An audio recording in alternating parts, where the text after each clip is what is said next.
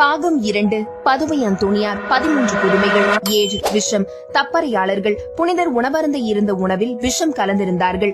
அவர் மீது பொறாமை கொண்ட தப்பறையாளர்கள் நடந்ததை இறை தூண்டுதலால் உணர்ந்து கொண்ட புனிதர் சிலுவை அடையாளம் வரைந்த பின் உணவை அருந்தினார். கொல்லும் விஷமும் அவரை ஒன்றும் செய்ய இயலவில்லை.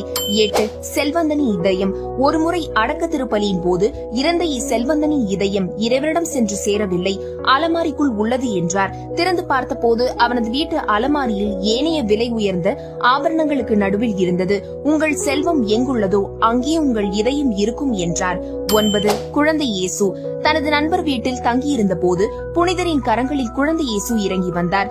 அவர் அறை முழுவதும் ஒளி வெள்ளத்தில் மிதந்தது. நடந்ததை கண்ட தனது நண்பரிடம் எவரிடமும் வெளிப்படுத்தக் கூடாது என்று கட்டளையிட்டார். 10 பச்சிளம் குழந்தை இளம் தாய் ஒருவர் அந்தோணியாரின் போதனை கேட்கும் பொருட்டு கொதித்துக் கொண்டிருக்கும் பாத்திரத்தை அப்புறப்படுத்த மறந்து அவசரமாக புறப்பட்டு சென்றார். திரும்பி வந்த போது கொதிக்கும் கொப்பரைக்குள் அவரின் பச்சிளம் குழந்தை அதிசயமாக விளையாடிக் கொண்டிருந்தான். எத்தீங்கும் அக்குழந்தையை நெருங்கவில்லை.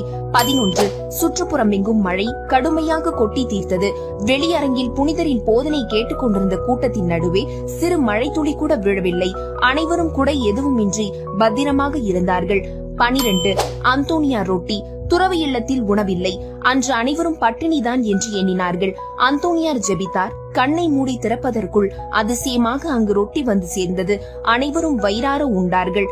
13 பாவ மன்னிப்பு ஒருமுறை ஒப்புரவு அருட்சாதனம் செய்வதற்காக காகிதத்தில் தனது பாவங்களை எழுதி பட்டியலிட்டு எடுத்து வந்தான் மனமாற விரும்பிய இளைஞன். ஒப்புரவு அருட்சாதனம் செய்து கொண்டிருந்த போது ஒவ்வொன்றாக அறிக்கை செய்ய ஒவ்வொரு பாவமும் காகிதத்திலிருந்து மறைந்து கொண்டிருந்தது. இறுதியில் காகிதம் வெறுமையாக இருந்தது. இப்பட்டியலில் உங்கள் நெஞ்சத்தை தொடும் புதுமை அல்லது நீங்கள் அறிந்த அந்தோணியார் புதுமையை மறவாமல் கமெண்ட் செய்யுங்கள். நன்றி.